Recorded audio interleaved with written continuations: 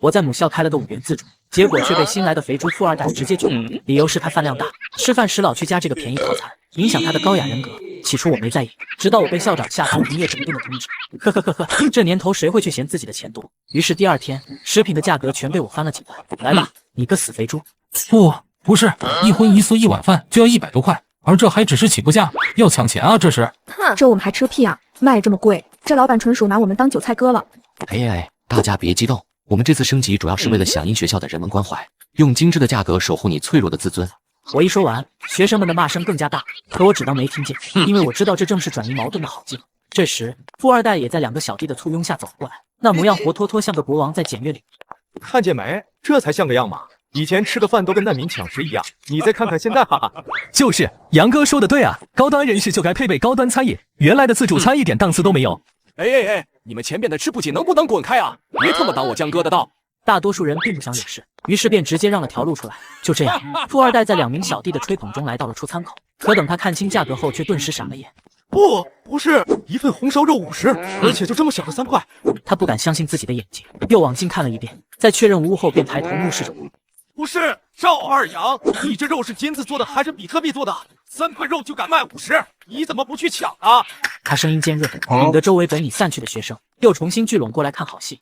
哎呦，江同学，我们这个定价完全是为了照顾您脆弱的自尊心呢。您想啊，您饭量这么大，吃1份又吃不饱，吃5份还老是和他们一样排队加餐，那多没面子啊，是吧？所以这次我特意把价格涨了几番，为的就是让你不用和旁人一块排队，而且还能让你感受到路人羡慕你有钱的目光，这多有逼格啊！再说一顿饭几百块对你来说简直就是洒洒水了。周围有些学生本就对我涨价十分不满，可听我这样说，心里也都明白了大半。原来那个举报5元自助的傻波一就是他啊！真是个奇葩，真自私！就因为他一个人觉得没面子，就害得我们都没有便宜饭吃。真他妈有病！自己饭量大还怪别人？学校原本是有食堂的，可那里做出来的餐食难吃不说，食堂打餐人员还老是手抖，久而久之，学生便都只来我这吃。而富二代听到众人的谩骂，顿时气急败坏。去你丫的！你特么的阴阳神呐！你想死是吧？他语无伦次想要争辩，可我才不会给他这个机会。哎呀，江同学别激动，大家没有恶意的，只是单纯羡慕您的好胃口和好家境，所以我为了给您提供更顶级的用餐体验，还专门推出了至尊套餐。说着，我便把菜单递给他，而他看着菜单那琳琅满目的价格，脸涨得更加红了。不是，你个傻波一老板还真当我江哥吃不起啊？关键是你这个东西根本就不值这个价。就是我们江哥家大业大，愿意吃你家地摊货是给你面子，别特么的不识好歹啊！哈哈，说得对，老子愿意吃你家的饭是给你面子，识相的就赶紧按原价把饭给我端上来，不然我就继续举报你，让你这家店在学校门口开不成。呵，你看这是什么？说着，我还故意把他那封举报信亮了出来，上面清晰的写着学校摊贩缺乏人文关怀，伤害学生自尊心的举报。而富二代见到这个果然慌了，因为若是我当着众多学生的面念出来，那他势必会引起群愤。给我打！可那俩弱不禁风的小弟，又岂会是我跆拳道海带的对手？他们就这样被我攥着双手动弹不得。怎么着？不占理就想动手？赶紧滚！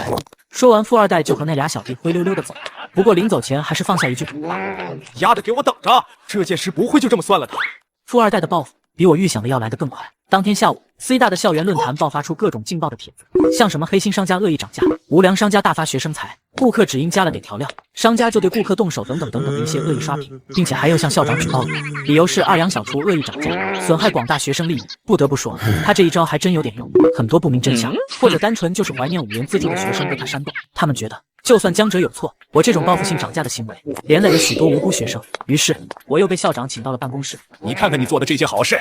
怎么了，校长？你给我交代的工作我做得很好啊。先前富二代将我举报，理由是在人群中一次次加便宜套餐，会显得学生爱占小便宜，伤害学生的自尊心。校长就是因为这个让我整改。校长，不瞒你说，我的整改工作非常成功。校长被我突如其来的这一句话搞得一愣，随后我又把事先准备好的文件夹递给了他，一份制作精美、声纹并茂的 PPT 打印稿呈现在他眼前，标题用醒目的艺术字写着“关于提升食堂服务品质与实践人文关怀的阶段性成果报告”。报告里全是标准化、定量化、仪式感这些他最喜欢听的时髦词汇，配图全是我那堪比日料店的艺术品菜肴。我指着照片又开始了我的汇报。校长您看，经过我们的消费升级，彻底杜绝了学生因反复加餐而产生的自卑心理和攀比现象。我们推行的小碗菜模式精准定量，不仅有效减少了餐饮浪费，也完全符合你勤俭节约的号召。更重要的是，用餐环境得到了极大改善，学生们的用餐体验充满了尊严感和仪式感，这完全是按照您育人的指示精神来执行的。我一边说，一边观察着王校长的表情，他的脸色从最初的严肃慢慢转为惊讶，最后变成了毫不掩饰的欣赏和喜悦。他最在乎的是面子，是政绩，什么学生吃不饱，什么价格太贵，这些都不重要。更重要的是，我一切都是按照他的指示做的，而且还做得这么漂亮，这么有高度，这简直就是一个可以拿到上级面前去宣传的优秀典型。果然，他听我这么说，已经完全忘记了富二代的举报。好啊，小杨啊，你真是有觉悟，有想法，这件事你办得很好，很有前瞻性。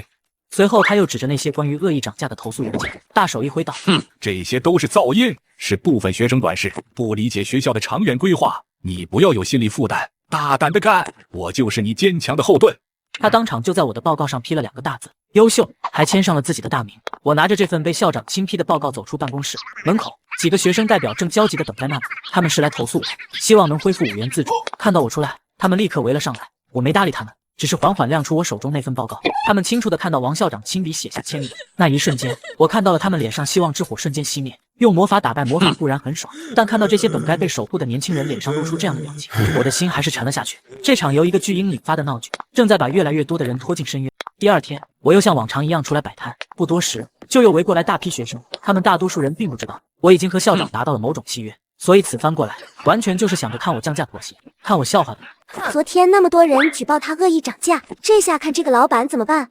呵呵呵，不用想，这次这个老板肯定要降价，不然咱们就继续举报他。听着人群窃窃私语，我不慌不忙地掏出价目表。学生们清楚地看到，菜单上的各个菜品不仅没有降价，反而还又涨了几10块。一时间，人群的骂声不断。不是，这老板真的要和大家对着干，那这次咱们就都别买他的菜，咱们都去食堂吃，看他还敢不敢涨价。得了吧，食堂那饭吃着就像没放盐似的，又干又噎，就连咽下去都得靠开水顺。同学们，这可真不关我的事，是你们当初有人举报我的便宜餐食，影响你们的自尊心，所以我才出此下策。不过你们要是想让我降价也可以，那就是让举报我的那个人跟我道歉。说曹操，曹操就到。只见那个举报我的肥猪富二代正得意地往我这边走来。江哥，你看这次这个摊位围了这么多人，显然是那个老板已经降价了，不然像他们那些穷鬼哪能吃得起啊！哈哈。就是，他这饭就算再贵，咱江哥也能吃得起。不错，我觉得你们2个说的对啊，哈哈。可等3人看清价目表，却更加的猛啊！不是，这老板居然没有降价，反而卖得更加贵了。呵呵，这件事全都是因这个傻逼富二代而起，现在到了这副局面，看他怎么办。就是你嫌人家卖的便宜，影响你的自尊心，那人家现在卖的贵了，你倒是买啊！要我说，他这人就是装2代，他肯定也没钱，他也吃不起。你们，富二代被众人的言语呛得下不来台，而我却从他神情中看出了些许慌张。同学，请问你是来吃饭的吗？说着，我便又拿出了自尊套餐给他看，廉价999的10个馒头，现在不要999，也不要99，他只要9块9。哎，丫的侮辱谁呢？是不是真当老子吃不起啊？来，我还不等他说完，我就把他平常最爱吃的龙江猪脚饭摆在眼前。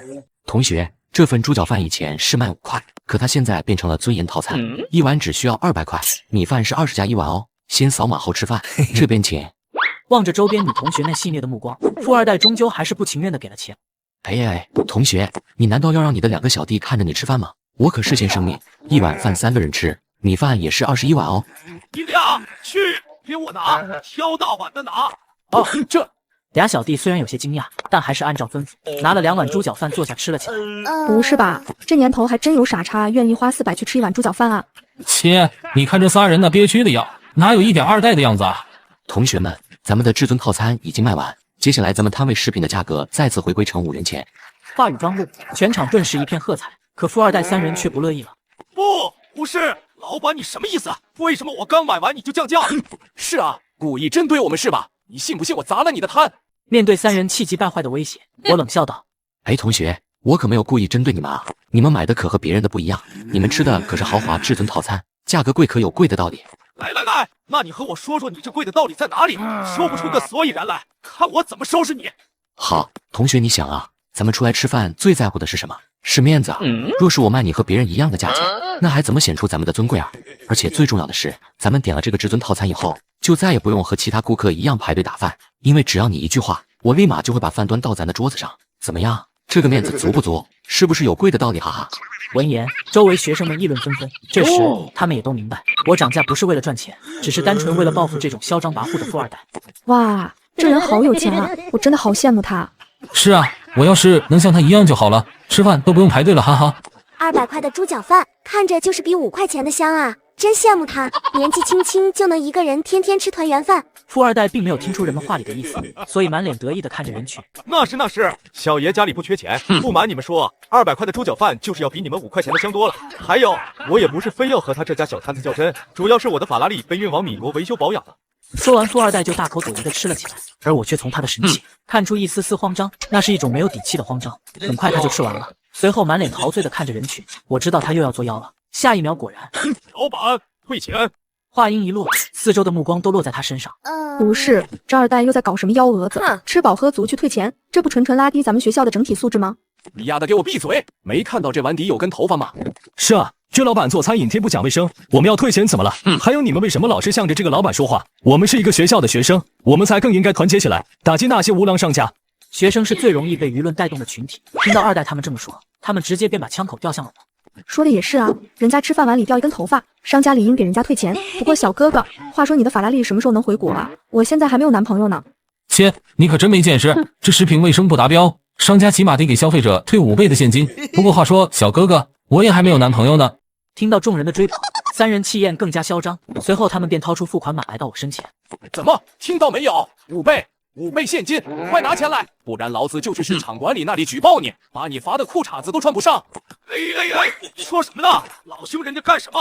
富二代悻悻作态。此时这里若不是人多，我可真想狠狠地揍他一顿。老板，我的家里也不差钱，不过为了伸张正义，更为了同学们的身体健康，我命令你立刻给我拿5万块以示警戒，不然我就让你好看。呵呵，你确定要拿这5万块吗？